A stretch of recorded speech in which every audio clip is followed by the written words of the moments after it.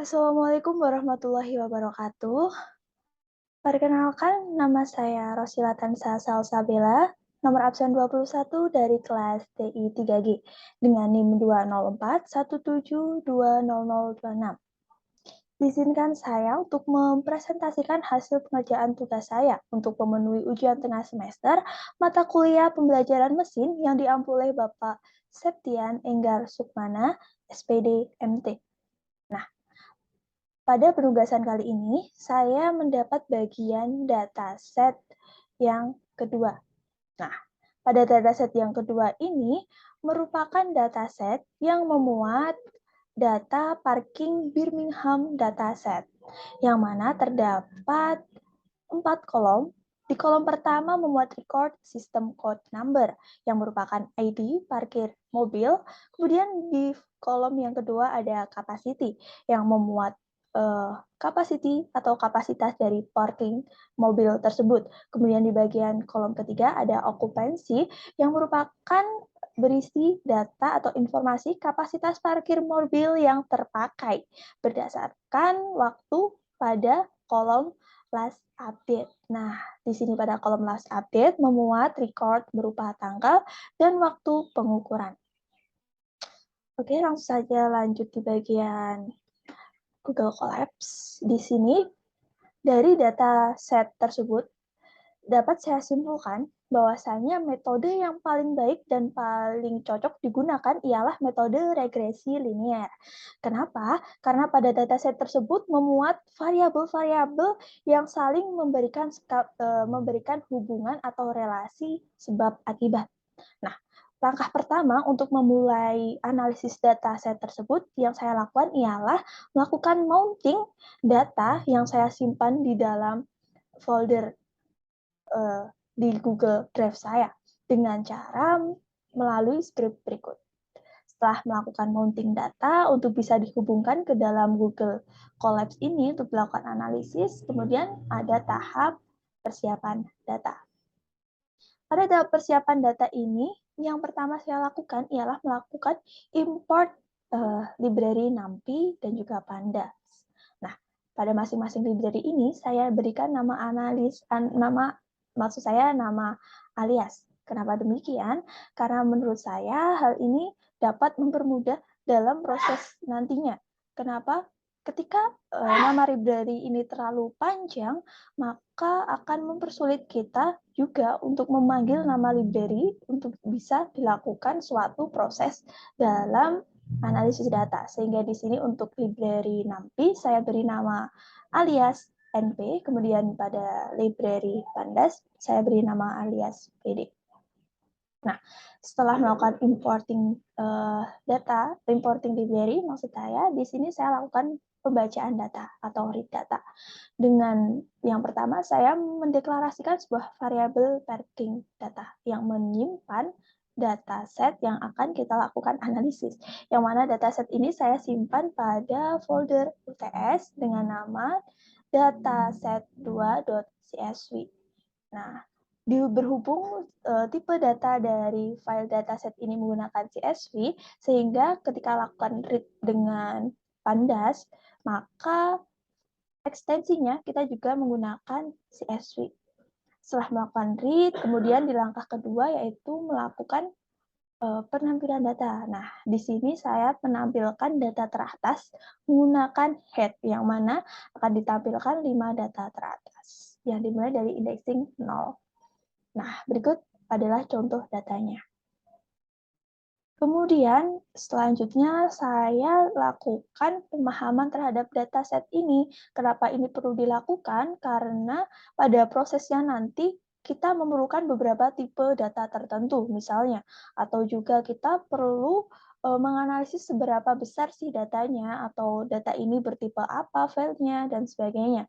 Di sini saya pertama melakukan analisis berupa pengukuran data menggunakan shape. Selanjutnya menginputkan info metadata dari dataset tersebut menggunakan info. Kemudian saya deskripsikan isi dataset tersebut menggunakan bantuan tool describe. Nah, pada pengoutputan ukuran data, di sini terdapat record bahwasanya pada dataset tersebut terdapat 35.717 entries, atau bisa kata lain adalah 35.717 row. Nah, kemudian di bagian info, di sini memuat metadatanya, bahwasanya ada informasi kolom berupa nama kolomnya, kemudian ada juga non-null, kemudian ada count, dan juga data type atau dtype. Nah, di sini terdapat 4 kolom yang sudah saya jelaskan tadi, yang mana masing-masingnya di kolom sistem code number bertipe objek, kemudian di kolom capacity bertipe integer, kemudian okupansi juga bertipe integer, dan last update bertipe objek. Nah, untuk pendeskripsian data, di sini memuat statistik deskripsi dari dataset tersebut. Nah, di sini memunculkan dari kolom capacity dan juga okupansi, yang mana masing-masing terdapat statistik count, min, STD, min, kemudian 25% atau juga kuartal. Di sini juga ada kuartal 1, kuartal 2, kuartal 3, dan juga max. Kenapa yang dimuat hanya kata kolom capacity dan juga okupansi? Karena kolom ini bertipe integer tadi, dan yang bisa dideskripsikan melalui statistik hanyalah sebuah kolom dengan tipe data integer. Oke, lanjut. Kemudian selanjutnya saya lakukan penghapusan inkonsistensi data. Kenapa ini sangat penting dilakukan? Karena ada beberapa dataset yang masih terdapat beberapa data distraction atau data-data yang hanya akan mempengaruhi nilai kestabilan data tersebut, yang akan mempengaruhi nilai hasil nanti, hasil analisis kita, sehingga perlu dilakukan removing inkonsistensi data untuk melakukan clear data. Di sini saya print dahulu, sebelum di-remove, terdapat beberapa jumlah data shape. Nah, kemudian dilakukan remove data menggunakan data drop. Nah, sehingga didapat setelah removing inkonsistensi data, di sini memuat sejumlah 35.116 data dengan detail deskripsi sebagai berikut. Selanjutnya, dilakukan tahap konversi kolom last update ke dalam kolom date and time. Kenapa ini perlu dilakukan? Karena untuk melakukan analisis nantinya, kita perlu beberapa case, semisal berapa banyak mobil yang diparkir berdasarkan waktu tertentu, atau berdasarkan hari tertentu, atau berdasarkan bulan tertentu mungkin, atau berdasarkan tahun tertentu. Sehingga kita perlu membreakdown atau men-split dari masing-masing field yang tersimpan dalam kolom last update. Di sini saya split yaitu data dan juga time, date atau tanggal dan juga waktu. Menggunakan cara seperti berikut, yang mana untuk nama harinya dideskripsikan atau dideklarasikan dengan Monday, Tuesday, Wednesday, sampai Sunday. Kemudian setelah saya outputkan infonya mengenai data tersebut atau metadatanya, didapat penambahan kolom, yaitu kolom date, time, dan day of week yang membuat nama hari. Nah, berhubung tadi sebelum saya terlewat, saya jelaskan mengenai okupasi rate. Di sini okupasi rate merupakan kolom yang memuat nilai persentase dari parking data dan juga kapasitas data, yaitu berapa banyak persentase dari total kapasitas dan juga jumlah okupasi atau total terpakainya kapasitas dari parkiran tersebut. Nah, di sini saya tampilkan dalam bentuk persen. Nah, sehingga pada kolom penambahan okupasi rate terdapat data type float, kemudian ada juga date and time bertipe objek, dan juga day of week juga bertipe objek. Sehingga dari 4 kolom tadi, di sini dilakukan penambahan sebanyak 4 kolom, jadi dengan total jumlah 8 kolom.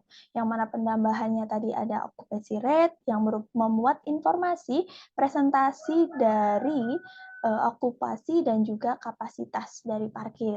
Kemudian ada juga data date atau tanggal, kemudian time, dan juga day of week atau harinya. Nah, selanjutnya di tahap kedua ada visualisasi data. Di sini kita perlukan cukup banyak library untuk visualisasi. Yang pertama ada Matplotlib, kemudian Seaborn, kemudian Matplotlib data, dates. Nah, di sini digunakan untuk mengkonversi tanggal. Nah, kemudian ada juga spicy stats. Nah, kemudian yang terakhir ada persentase matplotlib inline. Nah, untuk menampilkan plot occupancy rate untuk semua parkiran berdasarkan waktu.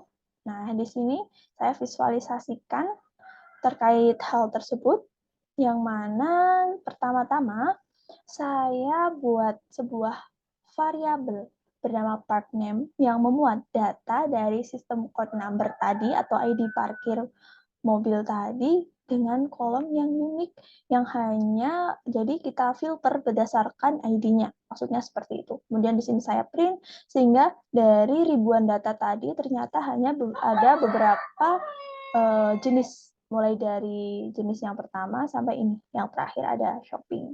Nah, setelah itu saya lakukan iterasi dari sebanyak panjang dari part name tadi yang bertipe unik tadi. Di sini saya outputkan untuk kelompokkan dari rate dan juga time. Rate-nya saya filter ketika sistem code number sama dengan nama part-nya, saya kelompokkan di sini dengan okupasinya, kemudian saya kelompokkan lagi untuk time-nya sama menggunakan kolom time.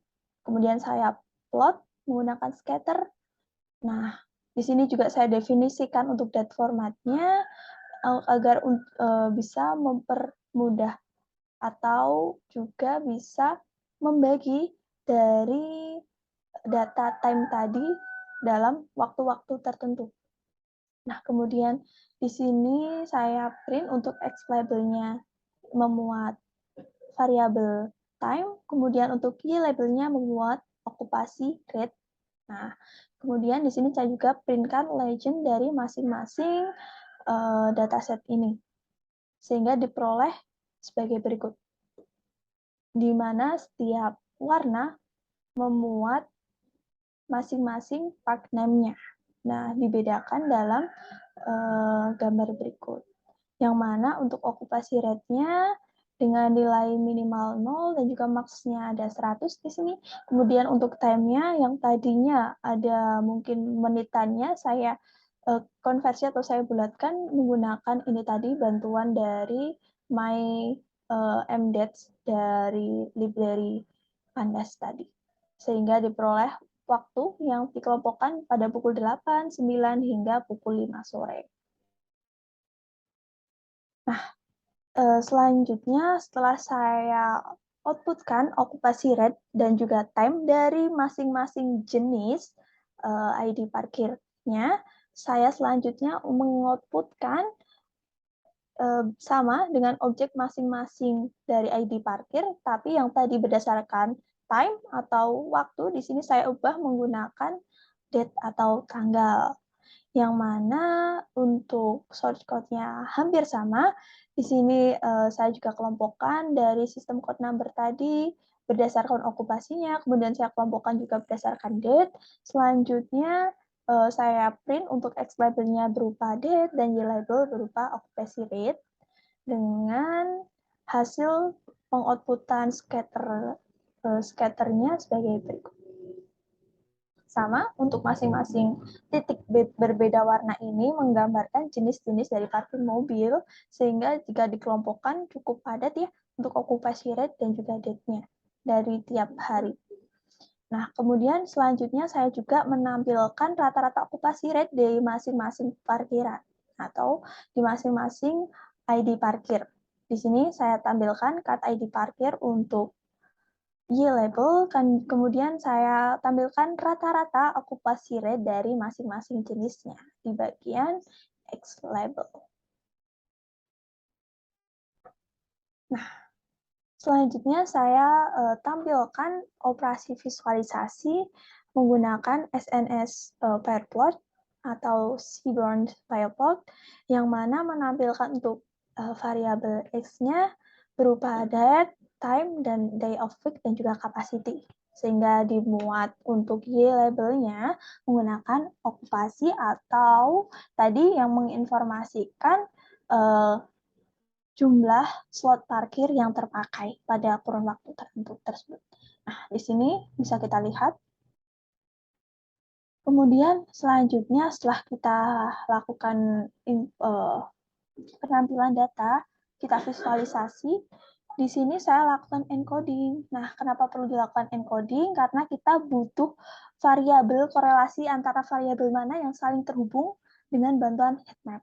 Nah, untuk penggunaan heatmap sendiri diharuskan berupa tipe data integer, sehingga kita mengubah yang tadinya bertipe objek maupun float atau bertipe lainnya ke dalam integer menggunakan bantuan import dari library label encoder sebagai berikut, sehingga tadi yang occupation rate yang maksud saya yang tadi ada date, time, dan day of week yang bertipe objek di sini di encode dalam tipe integer sebagai berikut. Nah, selanjutnya setelah kita encode, kita lakukan penampilan heatmap. Nah, apa sih heatmap ini? Heatmap ini memuat sebuah data atau diagram korelasi dari masing-masing variabel. Jadi, variabel mana yang paling mempengaruhi variabel lain. Di sini saya ambil untuk capacity. Pertama, untuk capacity di sini bernilai 1, dan untuk variabel lain yang memiliki nilai terbesar adalah okupasi. Nah, dari bentuk visual data tersebut dilihat bahwasanya korelasi yang paling kuat terhadap variabel capacity ialah okupansi dengan nilai 0,78 dibandingkan dengan variabel yang lain. Nah, selanjutnya ada masuk ke tahap regresi linier. Nah, tadi untuk encode dan juga penampilan visualisasi heatmap itu sangat diperlukan pada tahap regresi ini. Yang paling utama untuk penerapan regresi linear, saya buat variabel bebas, yaitu XY. Sebagai contoh, saya ambil analisis korelasi dari heatmap tadi, yaitu untuk X-nya berupa file atau kolom capacity, dan Y-nya adalah okupansi. Setelah saya deklarasikan, kemudian saya buat pemisah data uji dan data latih dengan proporsi 7:3, menggunakan library train test build dari Xlearn model selection sebagai berikut. Nah, selanjutnya saya tampilkan hasil data training dari pemisahan data didapat Xtrain dan juga YTrain sebagai berikut. Nah, setelah saya tampilkan, saya lakukan training model. Nah, menggunakan bantuan library statsmodel.api sebagai berikut. Selanjutnya, saya juga lakukan filtering garis regresi. Nah, untuk filtering ini kita didapat dari Xtrain dan juga YTrain nilai cons datanya 35,34 sekian dan kapasitinya 0,4432 sekian. Untuk data type-nya berupa float. Selanjutnya, saya lakukan analisis statistika dari garis regresi yang sudah saya buat tadi, filtering garisnya. Nah, didapat hasil kesimpulan bahwasanya menggunakan model OLS dan juga nilai dari cons yaitu 35,34 sekian dan kapasitinya 0,43 sekian. Dengan R square yaitu 0,603.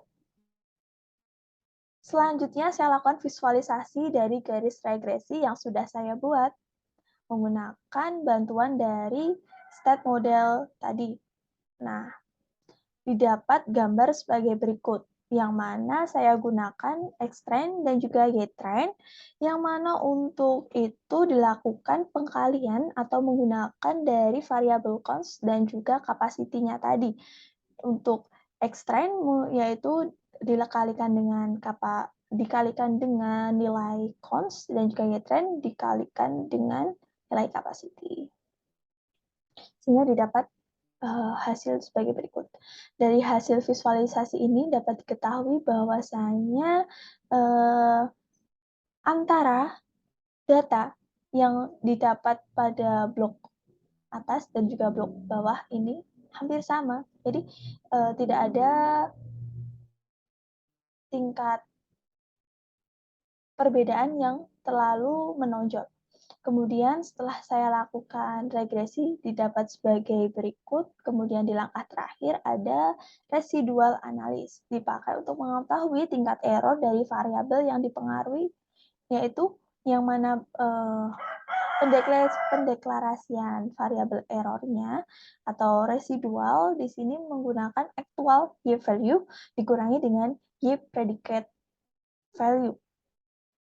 Nah, untuk selanjutnya dilakukan cek histogram apakah terdistribusi normal atau tidak. Nah, di sini saya menggunakan sense this plot dengan parameter rest dan juga ins di sini. Kemudian ditampilkan titel berupa error term dengan font size 15. Kemudian ada X label, Y-try dikurangi Y-trend predicated, yang mana ini merupakan nilai dari rest ini tadi. Nah, sehingga diperoleh hasil histogram sebagai berikut. Dari hasil histogram menunjukkan nilai puncak tertinggi pada angka 0. Hal ini berarti bahwasanya tingkat errornya sangatlah minim, yaitu 0. Nah, selanjutnya di sini ditampilkan untuk scatter plot dari hasil residual analisis tadi sebagai berikut. Nah, selanjutnya untuk prediksi pada data uji dan juga evaluasi model, di sini saya deklarasikan variabel baru dengan menambah constraint berupa X-test dan juga menambahkan prediksi Y-value yang berkolerasi dengan X-test SM. Di sini saya tambahkan variabel baru yaitu Y-test predicate dengan variabel dari X-test SM tadi. Kemudian kita cetak 5 data yang terprediksi teratas sebagai berikut. Nah, selanjutnya kita hitung nilai R kuadratnya. Nah, perlu diperhatikan dari data tadi di sini untuk R square-nya kita dapatkan berdasarkan parameter Y-test dan juga Y-test predicated tadi didapat R square 0,609 sekian. Nah, perlu diperhatikan bahwasanya R square dari data training adalah 0,609, sedangkan dari data testing tadi, kita lihat di atas, nah terdapat R square yaitu 0,603. Nah, berdasarkan hasil tersebut, dapat kita simpulkan bahwasanya model yang terbentuk cukup stabil, tidak berselisih jauh antara training dan testing. Jika divisualisasikan untuk data R-square-nya testing tadi sebagai berikut. Nah, mungkin sekian penjelasan dari saya. Apabila ada salah kata, mohon maaf. Sekian, terima kasih. Wassalamualaikum warahmatullahi wabarakatuh.